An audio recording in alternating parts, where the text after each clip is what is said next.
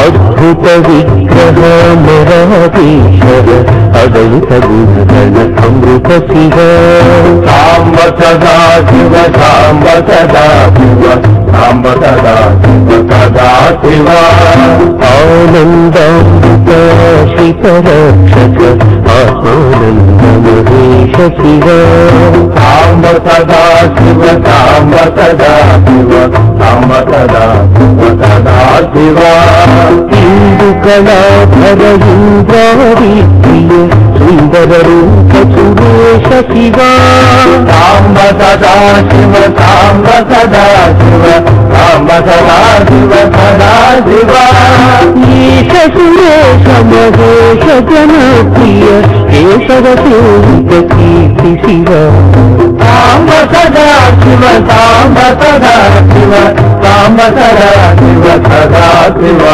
పురగాది ప్రియ భూషణు శంకర నరక వినాశన కేశ శివ సాంబ సదా శివ సాంబ సదా శివ సాంబ సదా శివ సదా శివ మూర్జిత దానవ నాశ పరాకర అర్జిత పాప వినాశ శివ సాంబ సదా శివ సాంబ సదా శివ సాంబ సదా శివ సదా శివ సాంబ సదా శివ సాంబ సదా శివ సాంబ సదా శివ సదా శివ సాంబ సదా శివ సాంబ సదా శివ సాంబ సదా శివ సదా శివ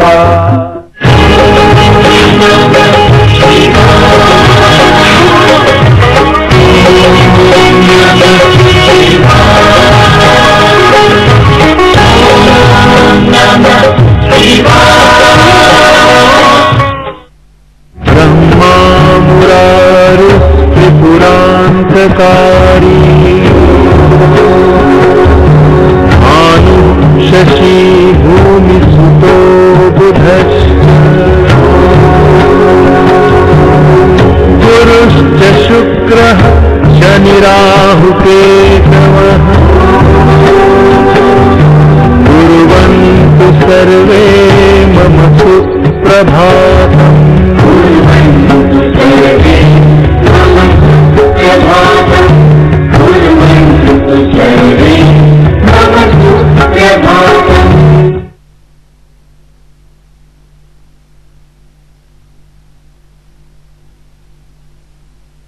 పవిత్ర కార్తీక మాసంలోని నాగుల చవితి అనంతరం వచ్చే నాగపంచమిని కాశీవాసులు విశేషంగా జరుపుకుంటారు. ఈ పర్వదినాన్ని నాగన్న తిన్నే అని వ్యవహరిస్తారు. ఆ రోజున వేలాదిగా భక్తులు అసీఘాట్కు చేరుకుంటారు. ఈ ఉత్సవంలో ఒక వ్యక్తి శ్రీకృష్ణ వేషధారి అయి పంచశిరస్సుల నాగపడగపై నిలబడి గంగానది చుట్టూ తిరగడం ప్రధాన ఆకర్షణగా ఉంటుంది. కృష్ణుడు ఏ పల్లె వాడైని ఏలువాడు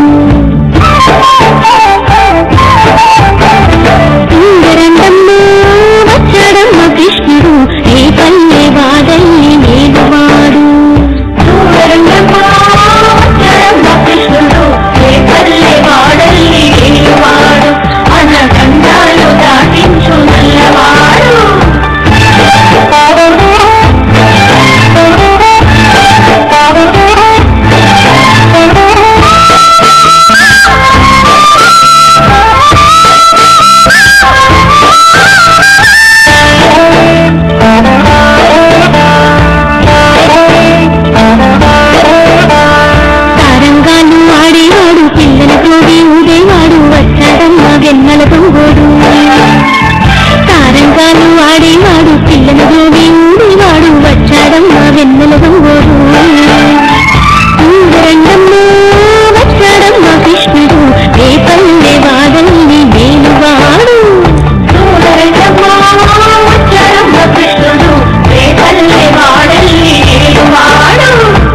ఏడాది కోమారు జరిగే ఈ సంబరాలకు కాశీరాజు విచ్చేయడం మరొక ఆకర్షణ.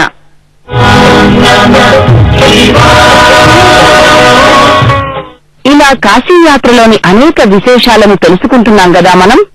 కార్తీక మాసం సందర్భంగా కాశీ క్షేత్రంలో బ్రహ్మశ్రీ చాగంటి కోటేశ్వరరావు గారు ప్రవచించిన విశ్వనాథ వైభవాన్ని తిలకిద్దాం.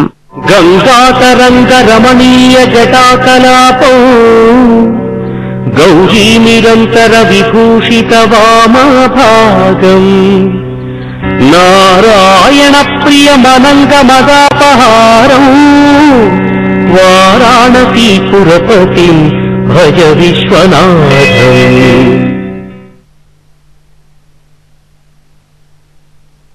నెలత ఉపపాతములకు విషము కాసి భామ కళ్యాణముల కాతపట్టు కాసి.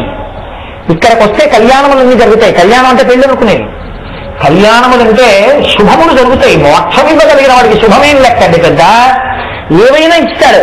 అసలు పెద్ద కళ్యాణం జీవబ్రహ్మైక్య సిద్ధి, అదే కళ్యాణం. అందుకే మనం ఒకటి కన్నా ఎక్కువ పెళ్లిళ్ళు జరిగే అదృష్టం కలగాలని ఎప్పుడూ కొనకూడదు. ఒక్క పెళ్లితో సరి. అదంత బాగా బ్రహ్మగారు చేయనివ్వండి, చేయకపోనివ్వండి, వీడియో రానివ్వకపోనివ్వండి, ఫోటోలు ఎక్కడికో పోనివ్వండి, వీడియోలు పోయేయండి, ఫోటోలు లేవండి అని మళ్ళీ సంకల్పాలు చేయకూడదు. ఒక్కసారి పెళ్లి. పరమేశ్వరుడికి అలా కాదు. యజమానులు లేకపోయినా దేవాలయం కళ్యాణం చేస్తుంది. కళ్యాణం ఎందుకు చేస్తారంటే కళ్యాణము జీవబ్రహ్మైక్య సిద్ధి, వివాహము ఆశ్రమం యొక్క మార్పు.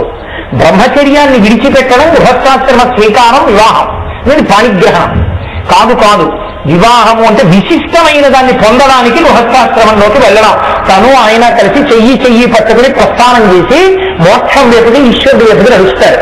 అంటే కాళహస్తీశ్వర శతకంలో గూర్జుడు చెప్పాడు, ఆలంచు మెడకట్టి దానికి అపత్యశ్రేణి కల్పించి తద్బాలం వ్రాతము నిత్యగుత్తుకును సంబంధంబు కావించి శీల అమర్చినట్లు గవితే శ్రీకాళహస్తీశ్వర. ఎంత చమత్కారం చేశారయ్యా. ఓపెనింగ్ బ్యాలెన్స్ 2, ఓ కొడుకు ఓ కూతురు. ఈ కూతురుని ఇంకో ఇంటికి ఇచ్చేశాడు. గోత్రం మారిపోయింది, ఇంటి పేరు మారిపోయింది. ఇప్పుడు క్లోజింగ్ బ్యాలెన్స్ 1 కొడుకు. ఇప్పుడు ఈ కొడుకు కోడల్ని తెచ్చుకోవాలి. గోత్రం ఇంటి పేరు మార్చి తెచ్చుకున్నాడు. మళ్ళీ ఇంట్లో ఆడపిల్ల, మళ్ళీ క్లోజింగ్ బ్యాలెన్స్ కొడుకు కూతురులో కోడలు. 60 ఏళ్ళు వచ్చాక ఏం చేశాడంటే కొడుకుని కూతుర్ని కూతుర్ని ఎక్కడిచ్చి ఇంకోళ్ళ కూతుర్ని తెచ్చి తన ఇంట్లో పెట్టుకుని మళ్ళీ ఇంట్లో మొదలారు ఆడపిల్ల, మళ్ళీ వాళ్ళకో పిల్లలు. బయటేమో వీళ్ళ కోసం సంపాదన, ఫిక్స్డ్ డిపాజిట్లు, పెళ్లి సంబంధాలు, వీళ్ళకి ఇల్లు. ఆఖరణ 60 ఏళ్ళు వచ్చిన తర్వాత వికుమాలను ఏం సంపాదించారు మరి తిట్లు. ఇన్ని పడుతుండడం అవతల వాడు పడుతున్నాడు. వీడు కూడా నేను ఎప్పుడు పొందుతానని సంతోషంగా తాళి కట్టి ఆ బరువులు ఎత్తి మీద పెట్టుకుని ఎంత బాగుందో అంటుంటాడు. విచిత్రమైన బరువు తల మీద పెట్టుకుని చాలా బాగుందంటాడు. కాబట్టి వివాహము. కాబట్టి ఈశ్వర ఇది ఉండే ఇటువంటి పాపములు, ఉపపాతకములు, ఇటువంటి వాటికి కేవలము ఎదుర్చొక్క విషము కాదు, కళ్యాణముల కాటపట్టు కాశీ. శుభములన్నీ ఇక్కడే. అసలు మోక్షము రావడం ఇక్కడే, జీవబ్రహ్మైక్య సిద్ధి ఇక్కడే. కాబట్టి కళ్యాణముల కాటపట్టు కాశీ. ఇది మోక్షమునకు పుట్టినిల్లు కాశీ. మోక్షం ఎక్కడో ఎవరికో దొరికిందంటే ఇక్కడ పుట్టి వెళ్తోంది అక్కడికి. అసలు మోక్షం ఉండేది ఇక్కడే, పుట్టినిల్లు ఇక్కడే. కాబట్టి మోక్షమునకు పుట్టినిల్లు కాశీ. అంత గొప్పదమ్మా కాశీపట్టణం అని పార్వతీదేవికి చెప్తారు. అందుకే కాశీపట్నం వచ్చిన వాళ్ళు బోల్డెన్ని ప్రశ్నలు ఇస్తూ ఉంటారు. దాన్ని పరిష్కరించేశారు. అలా బెగ్గపెట్టుకోకండి అని చెప్పడానికి. కాశీ వెళ్ళి గంగలో స్నానం ఎన్ని మార్కులు చేయాలండి? కాశీ వెళ్ళి విశ్వనాథుడి దర్శనం ఎన్ని మార్కులు చేయాలండి? గంగలో స్నానం చేసి కేదారేశ్వరుణ్ణి చూస్తే చాలా, విశ్వనాథుడిని కూడా చూడాలా? చూసేసి వచ్చేస్తే చాలా, ఇంకేమైనా చెయ్యాలా? బోలెడన్ని ప్రశ్నలు. ఎన్ని ప్రశ్నలు! అన్ని ప్రశ్నలకి జవాబు చెప్పారు.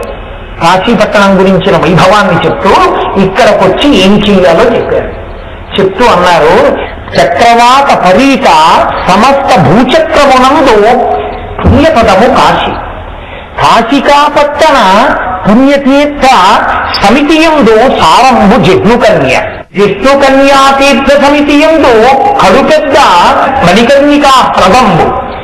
మణికర్ణికా హ్రద మధ్యనము కంటెను విశ్వనాథు దర్శనమధికము.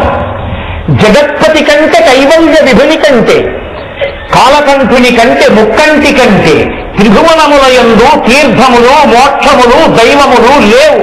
సత్యమింకను సత్యంబు సంయమేంద్ర. ప్రతిజ్ఞ చేసి చెప్పారు సుబ్రహ్మణ్యేశ్వరుడు. అగస్త్య మహర్షితో చెప్పారు, కాశీపట్టణంలో వర్షక్రమం చెప్తున్నాను విను అంటూ ఆయన అన్నాడు.